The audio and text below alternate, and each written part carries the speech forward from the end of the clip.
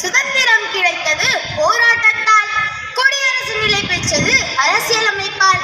குடியரசின் மூச்சு காற்றை நாம் சுவாசிக்க பல காரணம். பலரில் 3 நூற்றாண்டுக்கு முன்பே ஆங்கிலேய ஆட்சிக்கு எதிராக முதலில் குரல் கொடுத்த சுதந்திர வீரன் கட்டபொம்மன். ஆம், ஜனவரி 3, 1760 ஆறுமுகத்தம்மாள் திக்கு விசய கட்டபொம்மு அவர்களுக்கு மகனாக பிறந்தவரே வீரபாண்டிய கட்டபொம்மன். ஆங்கிலேயர்களை எதிர்த்து போராடி அடிமை வாழ்க்கையை விட வீர மரணமே மேல் என்று வாழ்ந்தவர் வீரபாண்டிய கட்டபொம்மன். இதோ வீரபாண்டிய கட்டபொம்மனின் போராட்ட காட்சியில் ஒரு துளி நம் முன்.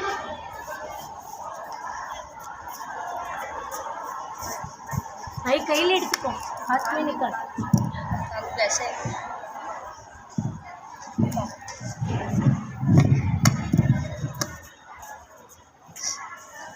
சார், கட்டபொம்மன் வருகிறான். அப்படியா? அவனுக்கு உட்கார நாற்காலியை கொடுக்க கூடாது. எல்லாத்தையும் அப்புறப்படுத்துங்கள்.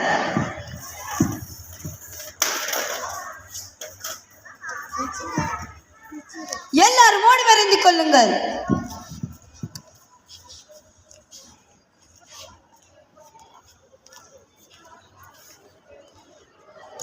ஓ, நீதான் வீரபாண்டிய கட்டபொம்மனோ? நீதான் ஜாக்சன் துரை என்பவரோ? காட்ஸ்,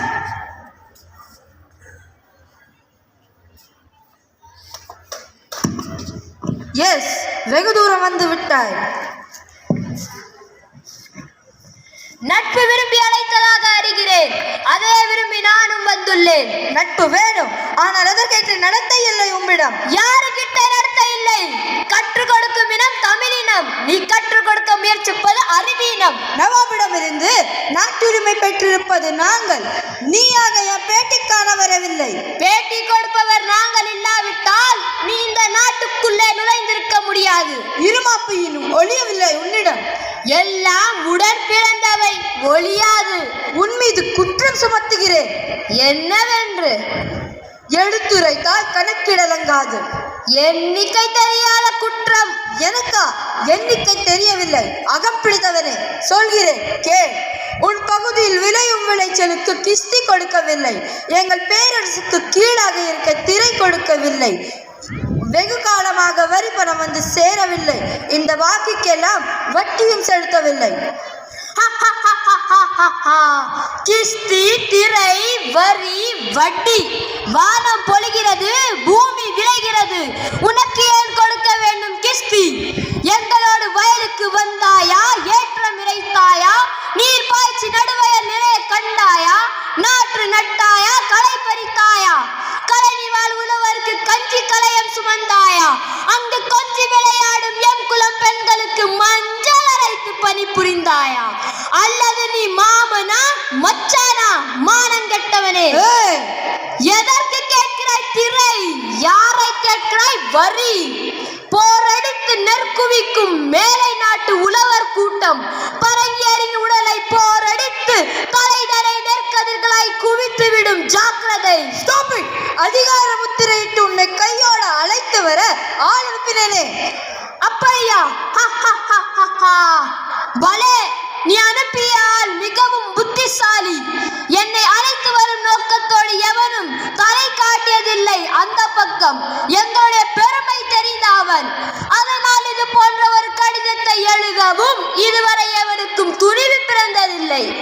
எழுதிவிட்டதாக என் முன் கூறிய உன்னை இனிமேல் உயிரோடு விட்டு வைப்பது என் குற்றம். துடிக்கிறது என் மீசை. அடக்கு அடக்கு என்று நட்பு நாடி வந்த உறவு முறை தடுக்கிறது. என்ன மீசையை முறுக்குகிறாயா?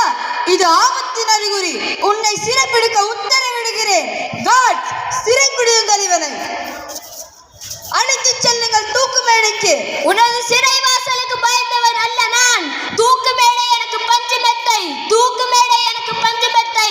நான் அடிமை அல்ல, நான் வீரன், வீரபாண்டிய கட்டபொம்மன்.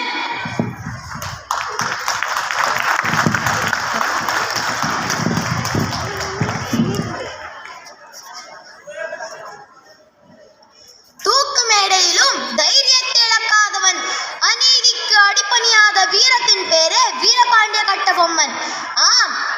மண்ணின் மைந்தர்கள் பெருமையுடனும் கண்ணியத்துடனும் வாழ்கிறோம்.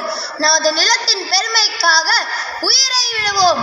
அந்நியர்களுக்கு நாங்கள் தலைவணங்க மாட்டோம் என்று வீரபாண்டிய கட்டபொம்மன் கர்ஜித்ததால் சுதந்திரம் பிறந்தது, உரிமைகள் உருவானது, குடியரசு மலர்ந்தது. மலர்ந்த குடியரசை நாங்கள் வாழாது காத்திடுவோம். ஜெயஹிந்த், வாழ்க பாரத நாடு, வளர்க ஜனநாயகம். ஜெயஹிந்த், வந்தே மாதரம், வந்தே மாதரம், வந்தே மாதரம். நன்றி.